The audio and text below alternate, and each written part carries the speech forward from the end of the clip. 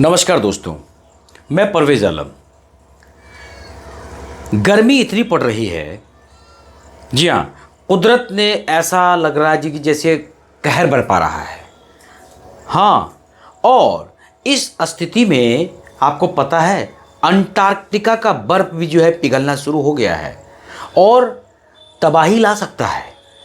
जी हाँ, तबाही ला सकता है अंटार्कटिका का बर्फ़ का पिघलना। समुद्र का बहाव कम होने से मरने लगेंगे तमाम तरह के समुद्री जो जीव होते हैं, जो जीव जंतु होते हैं। हाँ, और ऑक्सीजन ही नहीं बचेगी फिर। आखिर क्या है ये माजरा, आइए जानते हैं। हमारे फ्रेंड्स, अंटार्कटिक महासागर के भीतर धाराएं कमजोर पड़ रही हैं। वैज्ञानिक अनुमान लगा रहा है कि साल 2050 तक इनका बहाव 40% तक कम हो जाएगा। इससे क्या फर्क पड़ेगा? तब यह होगा कि दुनिया के सारे समुद्रों का प्रवाह कमजोर पड़ जाएगा और उनमें ऑक्सीजन भी कम होने लगेगी, यानी कि समुद्र एक तरह का गहरा दलदल बन जाएगा। हाँ, इसका असर इंसानों पर भी पड़ने वाला है। देखिए कैसे पड़ेगा। दक्षिण ध्रुवीय महासागर का हाल, जिसे अंटार्कटिक महासागर भी कहते हैं, उसे लेकर नई चिंता जताई जा रही है। Global warming.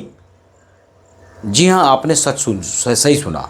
ग्लोबल वार्मिंग के कारण वहां की बर्फ तेजी से पिघल रही है। ये बात कई बार कह चुका है, कई बार बहुत सारे वीडियोज भी आ चुका है, बहुत सारे यूट्यूबर ने वीडियो बना चुके हैं। इससे होने वाले नुकसान पर भी बात होती है, लेकिन अब जो चेतावनी आ रही है वो डरा देने वाला है। बर्फ इतनी तेजी से पिघल रही है मेरे दोस्त, कि इससे महासागर के भीतर स्लो डाउन के हालात बन रहे हैं। समुद्र के भीतर का बहाव हल्का पड़ता जा रहा है। इससे दुनिया भर के पानी के स्रोतों में ऑक्सीजन की कमी हो रही है।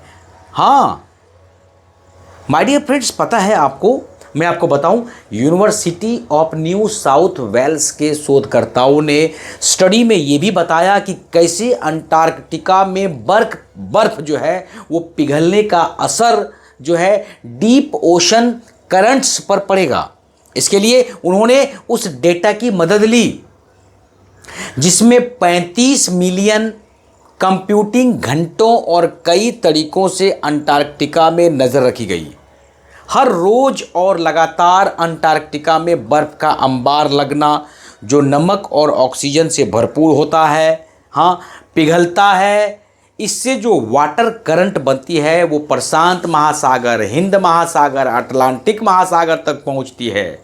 ये करंट सतह से और भी न्यूट्रिशंस लेकर ऊपर की तरफ आती है और प्रवाह में बट जाती है। जब बर्फ़ ज़्यादा पिघलेगी तो अंटार्कटिका का पानी पतला और कम नमक वाला हो जाएगा। इससे गहरे समुद्र के भीतर जो है उसका बहाव धीमा पड़ जाएगा। समुद्र के भीतर का प्रवाह कम होते ही 4000 मीटर से ज़्यादा गहराई वाले हिस्सों में पानी का प्रवाह ही रुक जाएगा। ये एक तरह के दलदल की जैसी स्थिति हो जाएगी जिसमें पानी का बहना रुक जाता है। धाराओं के जरिए ही मछलियों और बाकी समुद्री जीवों तक पोषण और ऑक्सीजन पहुंचता है। इसमें कमी आने से पोषण में भी कमी आने लगेगी। इससे फूड चेन बुरी तरह से अस्त व्यस्त हो जाएगा। सबसे बड़ी बात है कि इससे पानी में ऑक्सीजन सप्लाई पर भी असर होगा, जो समुद्र के भीतर उठापटक मचा देगा। इसका असर बाहर भी पड़ेगा।